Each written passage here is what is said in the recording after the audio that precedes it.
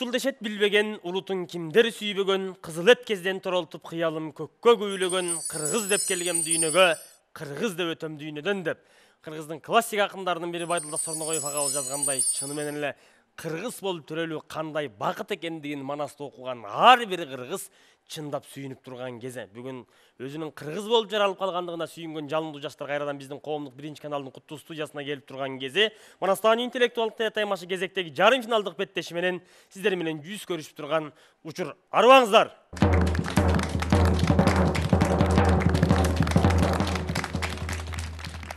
Улуу баяндын ичиндеги ар бир окуя, комуздун кайрыгындагы ар бир күү чыны менен эле элибиздин басып өткөн улуу тарых экендиги айныксыз далил. Буга далил катарында эл башына күн түшкөн учурда ырым кылып, эртең эл башына күн түшкөн учурда кайрадан түндүгүбүздү көтөрүп туубузду аштай турган эр азамат туулса деп төлгө кылып тайторунду чапса, жакшылыкка жашаан кылып сынган бугу баштаган кара күлөрдүн бардыгына кыргыз кол ойнотуп келген. Бүгүн дагы ошондой улуу дүйнө менен кыргыздын басып өткөн жолу менен кайрадан жүз көрүшүп турган жаштар биздин студияга келди. Тааныштыра турган болсом, Авана жашыл көйнөкчөн топ Талас жергесинен келген Жетосуй аттуу даярдаган мугалими Арыкбаева Сабир эжебиз. Жетосуй аттуунун атаандашы Нарын жергесинен келген Асылзат аттуу даярдаган мугалими Токтакунова Үмүт эжебиз. Асылзат жана Жетосуй аттуунун атаандашы Бишкек шаарындагы номер 69 Токтогул Сатылганов атындагы окуу тарбия комплекс гимназиясынан келген Өзөк тобу даярдаган мугалими Усупбай уулу Кенжегул агай. Урматтуу топтор, бардыгыңыздарды жарым финалдык беттешке келишиңиздер менен чын жүрөктөн куттуктайм. Расында эле республикабыздын ар бир дубанынан эң мыкты деп табылып келген топтордун ичинен суурулуп, бүгүн минтип жарым финалдык беттеште финалдык беттеш үчүн таймашуудун өзү дагы чоң жетишкендик. Ал эми оюнчулар үчүн жүрөгүңүздөргө манасты батыргандан кийин сөзсүз түрдө билим алуу атыбанан кийин байге алып кетиш дагы бул чанда гана долбоорлордо болсо керек. Коомдук биринчи каналдын мега долбоорлорунун бири болгон Манастанын дагы бир өзгөчөлүгү улуу шубаганы, улуу идеяны, улуу мурасты даңазалоо менен бирге ар бир китеп окуган балага өзүбүздүн белектерибизди тапшырабыз. Бул дагы болсо бизди сүйүнүчкө, сыймыкка, бакытка бөлөгөн улуу көрүнүш. Урматтуу топтор, сиздердин бүгүн таймашыңыздарга калыстык кыла турган курамда таанышсам калыстар тобунун төрагасы, Кыргыз Республикасынын эмгек сиңирген артисти, даңк медалынын ээси Назаркул Сейдирахманов атабыз. Калыстар тобунун мүчөлөрү Назаркул атабыздын шакирттери бүгүнкү күндөгү улуу манасчылардын сап башында турган, манас деген ичкенашын жерге койгон, кыраандай канат сабалап келе жаткан көркөм сөз зергерлери Рыспай Исаков агабыз жана Замирбек Баялиев агабыз дагы биздин катарда. Айга кол жаңсап күндү сермеген манасчылардын ичине ийгилик каалайбыз дагы. Урматтуу биздин топту даярдап келген мугалимдер, сиздерге дагы ийгиликтерди каалайм. Орун алып берсеңиздер, таймашыбыздын биринчи бөлүмү болгон Уран чакыруу бөлүмүн мен алгаччылардан болуп баштасам. Орун алыңыздар. Таймашыбыздын биринчи бөлүмү болгон Уран чакыруу бөлүмүн баштайбыз.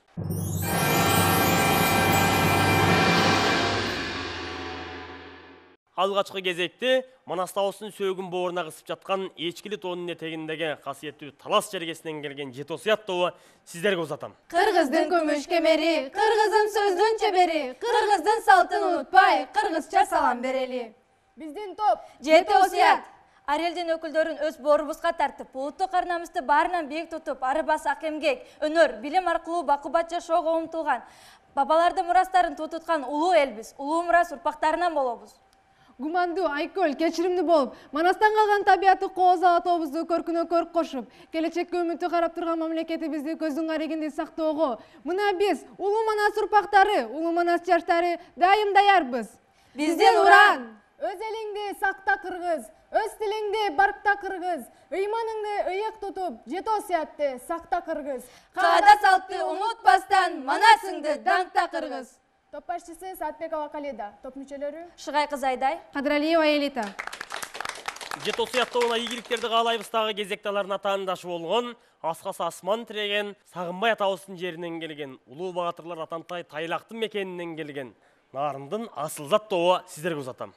Салтты сактап саламды ис баштайлы, улуу элдин урпагыбыз унутпайлы. Арбаңыздар ордолу кыргыз кутум, бар болгула түтүптү кыргыз журтум. Ар бир иште манасты уран кылып, өзөгүндө ойногон кыргыз каны, Аздектеген өнөр менен билимди, алдыңыздарда асыл зат тобу тизилди.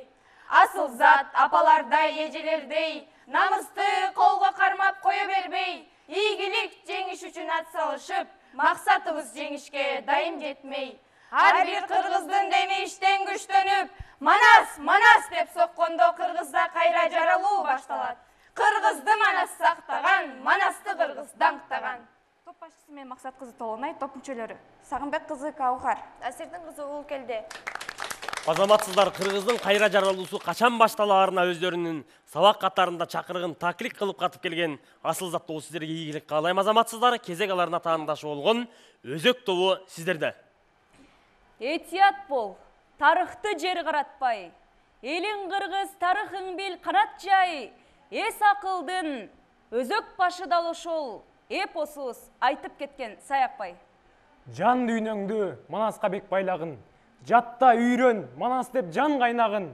Мен унутпайм, сен да унутпа уралап, Манас сөзүн бийик кармап байрагын. Келечекке баянгылы ырларын, келечектеп колдон олу сырларын, максат кылып, сабак кылып жүрөлү, Манас баскан карт тарыхтын жылдарын. Биз тоспойлу, түйүп турган жарыкты, биз бошотпой бек кармайлы казыкты. Казык бошоп, жарыгы чөчпөсүн, карек кылып, сакта Манас тарыхты. Топ башчысы мен Жумагулов Азамат жана топ мүчөлөрү Азамат кызы Зейнеп, Куди Савалия. Керемет саптар менен жаңычылдык көз карашта келген өзөк тобуна дагы ыраачылык билдирип ийгиликтерди каалайбыз дагы. Ушуну менен биз ураан чакыруу бөлүмүн жыйынтыктайбыз.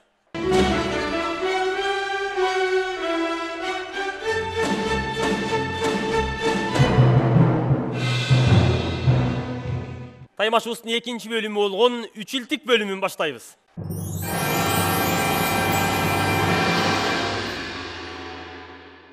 Эпостун кириш бөлүмү болгон Жомок башы же болбосо Манас табыстын ата бабалары жөнүндө эскерген деген окуя бар. Так ошол бөлүмдө 50 жылда эл жаңы, 100 жылда болот бери жаңы бабалардан уланган биз экенбиз бери жагы деген таасын саптар бар. Чыны менен эле 50 жыл мурда тарыхта кандай окуялар болгон, 100 жылдан эмнелер болуп өттү, бардыгын Манас өзүнүн ичине камтып келе жатат. Буга албетте манасчылардын салымы өтө зор. Болуп өткөн окуялардын бардыгын, карт тарыхтын бардыгын ырга чүргөп, ыры менен шөкөттөп, анан жакшынакай кылып улуу журттун супарасына жайып берүү дагы чоң шыбага. Улуу өнөр ээлерине таазим этүү менен Таймашыбыздын экинчи бөлүмүндөгү үчилтик бөлүмүнүн алгачкы суроосун мен биздин Талас жергесинен келген Жетосуят тобуна узатам. Ала тобуга алгач ирет келе жаткан Манасты Кошой кандай тосуп алат?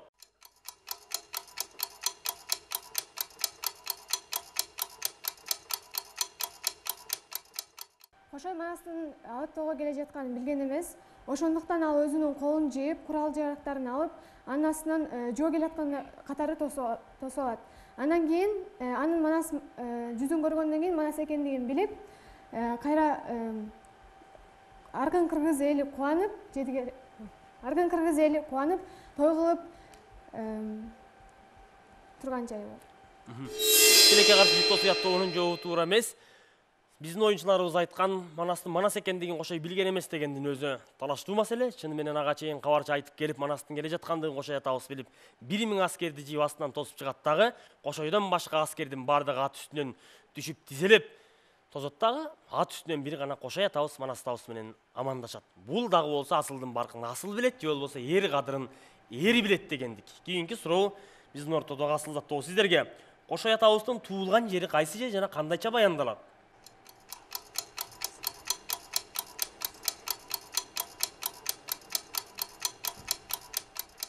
Олуят өткөн жеринде Бабедин деген мазарда туулгандыгы айтылат. Өткөн жерде Бабедин мазарында туулган. Азаматсыздар жооп тура. Кийинки суроо өзөк тобу сиздерге. Кошой атабыз Алтайга кетип жаткан Манас атабызды кантип узаткан?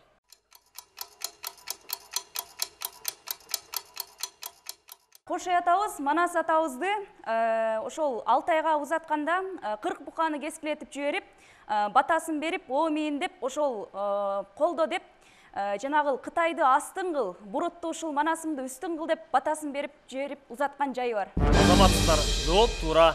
Кийинки суроо кайрадан Жетосуят тобу сиздерге. Жолой баштаган 10 000 аскердин Манастын колунан кырылганын Эсенканга ким кабарлайт?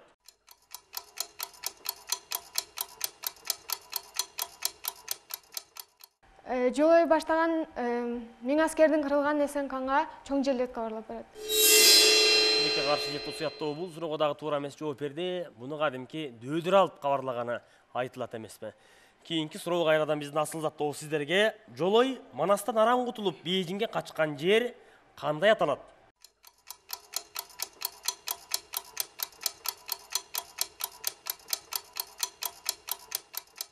Жолой Манастан качкан жер, Жолой бул өзүнүн жайташын колдонуп, ошо Кара Токойго киргенде өзүнүн жайташын сууга салып, ошо жерден жайчылык менен качып кеткен жайы бар. Кайсы жерден качкан?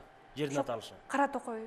Кара Токой. Тилекке каршы асыл заттоонун дагы жообу туура эмес. Бул кадимки Топурак Тикен деген жерден качкан айтылат. Кийинки суроо кайрадан өзөктөгү сиздерге Кара Токой мал эткен, кара үңкүрдү үй эткен баатыр ким?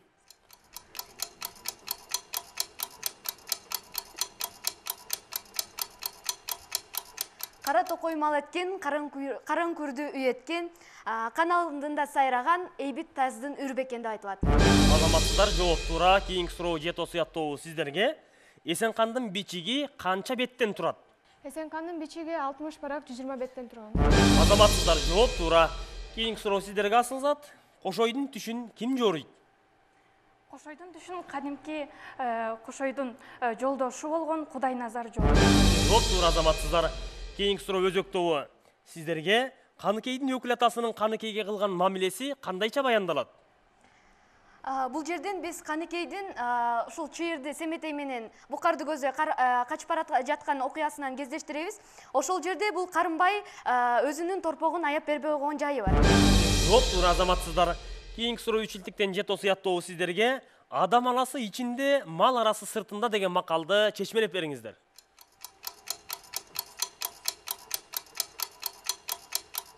Бул макалды биз мындайча түшүндүк. Адам аласы ичинде, мал аласы сыртында деген бул малдын ичинде зыяны жок. Мал аласы сыртында болот, орукчан болсо сыртынан көрүнүп турат. Адам аласы ичинде деген буга сырты жалтырак, ичи калтырак деген мисалды да келтирсек болот. Мисалы, адам сыртынан бир көрүп эле биз аны кандай адам экенин, Ички дүйнөсүн, анын эмне ойлоп, эмне жөнүндө ойлонуп атканын билбейбиз. Сыртынан карап эле жакшы жаман деп баа берсек болот. Ошондуктан анын жаманы дагы, жакшысы дагы аласы бул ичинде деген маани ичинде. Ким бар мисал? Мисал, көз камандарды айтсак болот. Көз камандардын окуясы жана ошондой эле Манастын ашпозчусун да айтсак. Азаматсыздар, жооп туура. Калай жет осуяттоо кийинки суроо асылзат сиздерге үйүм дебегин, үйүң токой чырпыгы деген макалды чечмелеп бергиле.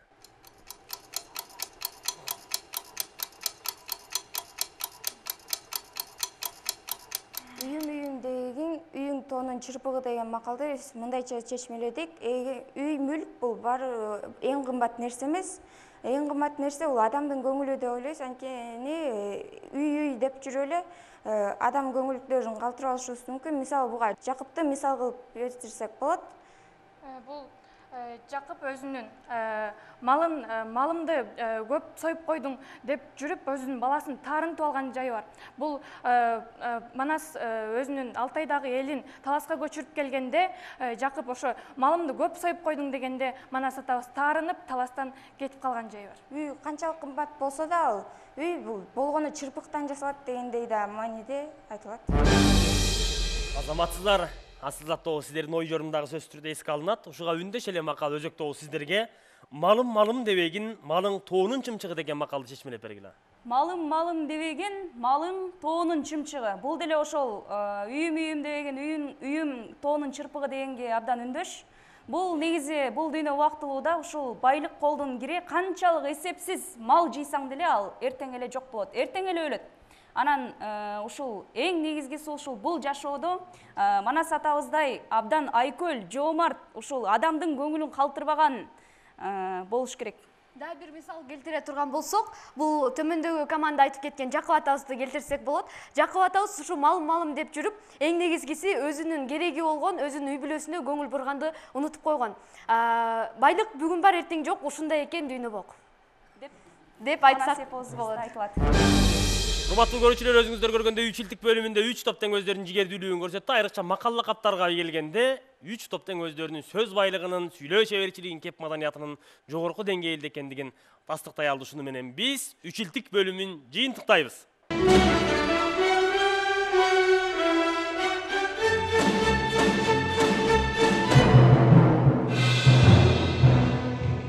Таймашыбыздын 3-чү бөлүмү болгон угуптап бөлүмүн баштайбыз.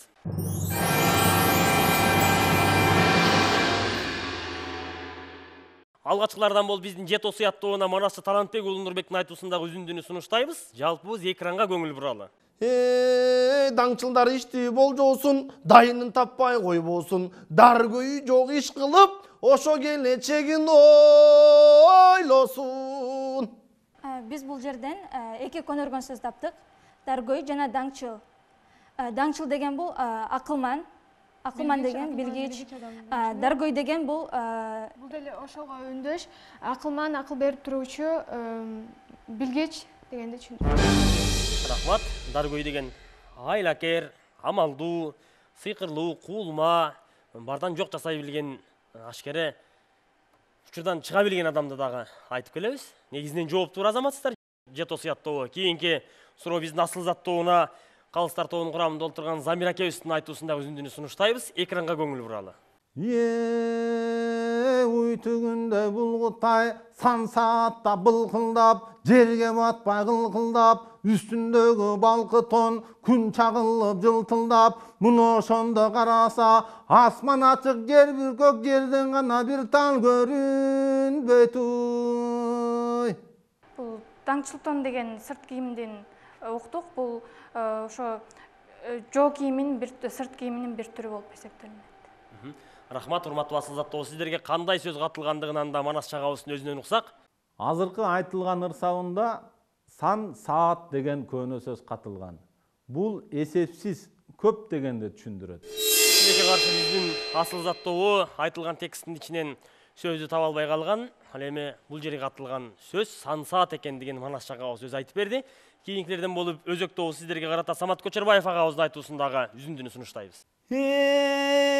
Күмүрөйүң күл кылып, ошондон ай караңгы түн кылып, адам билгиз иш кылып, дүбүрчөгүн түс кылып, оңоюп кетер бекен деп, кыр жагынан кысталап, ошо союп кетер бекен деп. Бул жерде көөнө сөз көмүрөйүң күл кылуу, бул тыптыйпыл жок кылуу дегенди түшүндүрөт. Баш аягына чейин. Азаматтар өзөктөө жооп туура. Урматтуу көрүүчүлөр, биз ушуну менен угуптап бөлүмүн жыйынтыктайбыз.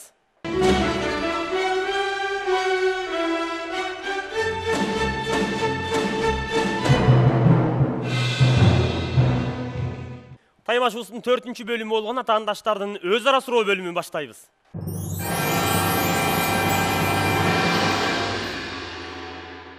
Өзүңүздөр билгендей, биз буга чейинки таймашыбызда дагы соңку топ катарында калган топторго зал ичинен суроо берген элек. Бүгүн дагы жарым финалдык беттешибизде эң соңку топ катарында катышып жаткан биздин Жето сыят, Асыл зат жана өзөк топтору акыркы топтор. Так ушул топтордун ичинен кимиси мыкты болсо финалдык беттешке жолдомо алганы турат. Ал эми 3 топ дагы суроодо алмашып алган жокпу деген таризде биз дагы зал ичинен оюнчуларды чакырдык. Алгачкылардан болуп биздин өзөк тобуна Чаткал районунан келген Улуу Дүйнө тобунун суроосун угабыз. Кошой Билерикти бошоткону барганда кайсыл аттарды Карадөң уулу Жарманаска жана Айкожо уулу Билерикке олжо кылып берет?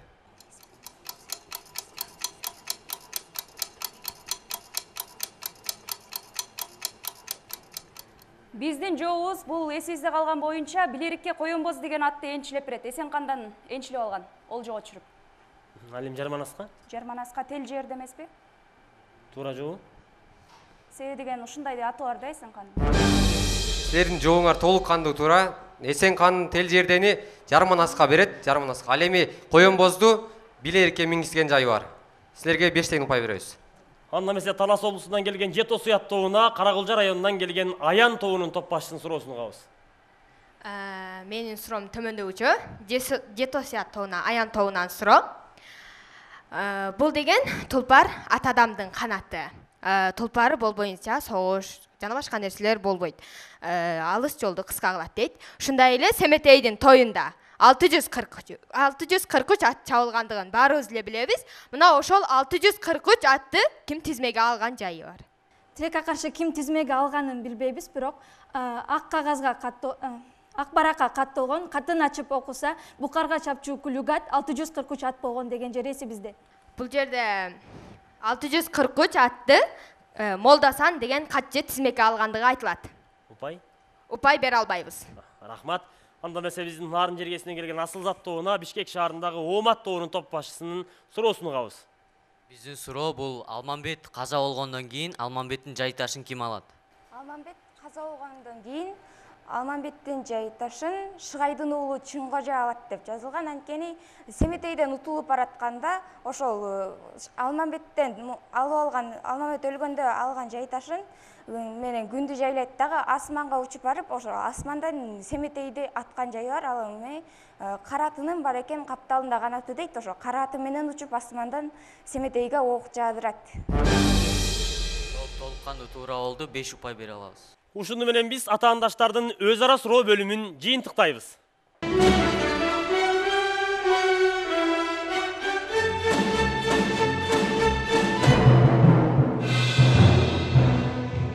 Таймашыбыздын соңку бөлүмү болгон сырттандарды сынайбыз бөлүмүнө кезек келип жетти. Өзүңүздөр көргөндөй так ушул 3 тайпа тең бүгүнкү эфирибизди чыны менен өздөрүнүн мыкты экендиктерин көрсөтүп кырчылдашкан кыл таймаш куруп жаткандыгын көрүп жатабыз. Бири дагы бул бөлүмдөргө чейин мүдүрүлө элек. Ал эми бул бөлүмдө чечүүчү болуп кайсыл топ маарага озуп келет чогуу көрөлү. Алгачкылардан болуп мен Жетосуят тобуна суроо узатам.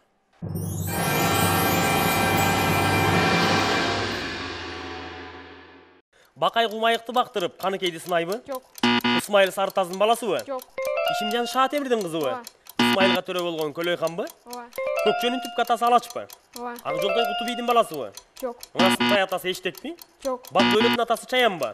Ооба. Манастын карындашы Кишимжанбы? Ооба. Манастын карындашы Карлыгачпы? Жок. Жетосуятта өздөрүнө берилген убакыт ичинен 10 суроону тең кабыл алды. Анын ичинен тилекке каршы 6оосуна ката жооп берип, жыйынтыгында 4 суроонун жообу менен 8 упай топтоду. Кезек ортодогу Асылзат тобунда. Карлыгач менен Кыз Сайкал тааныш болгонбу? Ооба. Карлыгачтын күйөөсү Жарманаспы? Ооба. Алмамбет Ажыдардан окуганбы? Ооба. Чыпсайдар Алмамбеттен 5 ай көбүрөөк окуйбу? Жок. Чыпсайдар Алмамбеттен 6 ай көбүрөөк окуйбу? Ооба. Канчора менен Гүлчора карын бөлөбү? Ооба. Манас Аккуланы тартууга алганбы? Ооба. Бокмурундун кайнатасы Түлкүбү? Ооба. Көкөтөй Керейдин Баймырзага айтканбы? Жок. Асылзат өздөрүнө берилген убакыттын ичинен 9 суроону угууга жетишти. Анын ичинен экөөсү гана ката болуп, жыйынтыгында 7 суроо менен жогорку деген 14 упайды топтоду. Кезек алардын атаандашы болгон Өзөк тобунда. Букардын каны Сарыканбы? Жок. Алтынай Семетейдин чоң энесиби? Жок. Жамгырчы Манастын бөлөсүбү? Ооба. Утунай Кошойдун жигитиби? Ооба. Акынгандын кызы Мыскалбы? Жок. Манастын кушу Куулаачынбы? Жок. Кошойдун кушу Куулаачынбы? Ооба. Манаска чейин Каныкейдин колун башкарган Кандар сурады беле? Чыйырдыга шердин жүрөгүн Жолой алып келеби? Жок. Чыйырдыга шердин жүрөгүн Кочко алып келеби?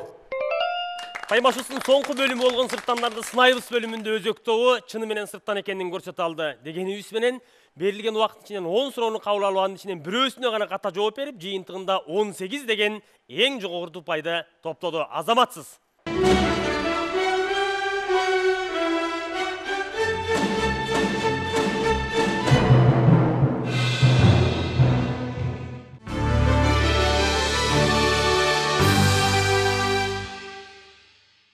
Сол экен. Ата кандай болгон күндө дагы уул үчүн ата. Буга катарында, дайыл катарында кадимки Абайдын Кунанбайга карата сөзүндө, кечеги тарыхта Усубал аксакалдын Турдакун аксакалга карата айткан сөздөрүндө да дайыл кылып айтып келип отурабыз. Атанын канчалык деңгээлде кадыр барк экендигин, байлыктын орду менен баланын орду канчалык экендигин, анан Манас окуп олтурган кезде Жакып ата баласынан дүйнөсүн аягандай сараң, ач көз катарында көрүнө берет да. Биз ал нерсенин бардыгын жутуп артка таштап, жок, бул кандай болгондо дагы Манастын атасы деп манашчылар чыгарып келатабыз да. Бирок эми байлык деле адам үчүн керектүү болсо керек да. Ал деген маңдай тер таманакы менен келген нерсе. Анан Жакып атабыздын образы неге мындай чийленип калган манашчылар тарабынан? Жакыптын андай бейне жаралып калышына ошол замандын дагы таасири бар. Бул Саякбай атабызда өтө жанагындай терс каарман катары сүрөттөлүнүп атат да. Сагынбайда анчалык терс адам катары айтылбайт. Ооба, анын сараңдыгы бар. Бирок ошол эле учурда адамга сынаак экендигин айтып атат, сынчы экендигин, акылы толук экендигин, падышадай көркү бар экендигин, ал эмес чачылганды жыйнаган, чабылганды курама жыйып журт кылган, кулалы таптап куш кылган мүнөз атасынан өткөндүгүн далилдеп атат Сагынбай. Себеби Алтайда жүргөндө ошентип чачылган, чабылган элди жыйнап жүрдү дейт Сагынбай. Атадан өткөн мүнөз катары айтылып атат бул нерселер. Мына ушундай нерселер дагы бар да. Ал эми дүнүйөкөр болгондугу анык. бардык варианттарда айтылат. Бирок анын дагы өзүнүн себеби бар. Себеби эмнеде деп келгенде, Жакып ага чейин жаш кезинде аябай баатыр болгон. Намыс үчүн өлүмгө даяр болгон. Бирок алдырып койду. 17 жашында тентегенге себеп аргасыз болду. Жеңилип калды. Анан ошондон кийин эптеп жанын бакканга өттү. Жанын багып жүрүп дүйнө топтоп, анан дүйнө байлыктын артынан эле кууп кеткен адам кандай болот деген нерседен мисал жатат да бул. Жалаң көр дүйнөнүн артынан кууп кеткенде, акыры дүйнө өзүнө азгырып бирөтөлө басып алат.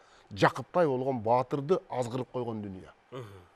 Өзүнүн өлгөндө көргөн баласынан дүйнөнү артык көрүп калды Жакып. Ошондой баатыр, ошондой намыскөй Жакып жалаң дүйнөнүн артынан кууп кеткендиги үчүн ошондой мүнөзгө ээ болуп калды да. Дүйнөнүн артынан куубагыла, өтө катуу берилбегиле. Дүйнөгө мамиле кылсаңар, көкөтөйдөй мамиле кылгыла.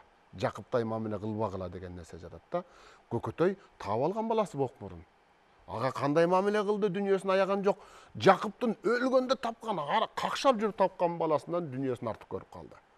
Мына ушул нерседе дагы да болсо кыргызга айта турган акыл ой жатат деп ойлойм. Абай Кунанбаев айткандай, пайгамбардай жигиттер бар, минерге эшеги жок, эшек сындуу жигиттер көп, малынын эсеби жок дегендей, чыны менен эле малынын эсебин таппай жаткандар улуулукка, биздин Көкөтөй атабыз сыяктуу нарктуулукка, тукумга, кылымдарга көпүрө болгон чоң иштерге данакер болушу шарт экен. Биз бардыгына учурдан пайдаланып дагы бир таклик кылабыз. Так ушул улуулук дүйнөсүнө, кыргыз дүйнөсүнө салынган, сарпталган нерселердин бардыгы сөзсүз түрдө жоопсуз калбайт дегенибизге тилектебиз. Сизге терең ыраазычылык билдиребиз. Ар убакта уулдарыбыз атасы менен, аталар баласы менен бирге жүрсүн.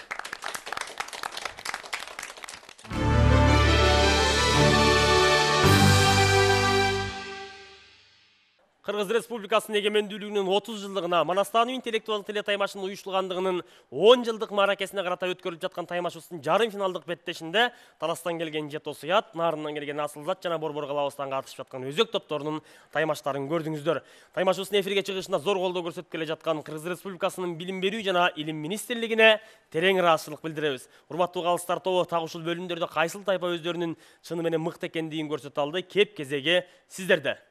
Саламдашуу, ураан чакыруу менен 3 тайпа тең жакшы упайларды топтоду 5тен.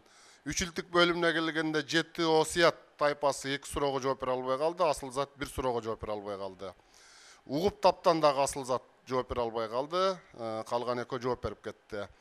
Ал эми өз ара суроого келгенде Жет Осуят жооп бере албай калды, ал эми Асылзат менен өзөк суроонун жообун таап кетишти. Сырттандарды сынайбыз да өзүңүздөр көрдүңүздөр. Жет Осуят 8 упай, Асылзат 14 упай, өзөк 18 упай топтоду. Ошентип жалпы жыйынтыкка келе турган болсок, Жет Осуят тайпасы 28 упайга ээ болду, Асылзат тайпасы 39 упайга ээ болду, ал эми өзөк тайпасы 53 упайга ээ болду.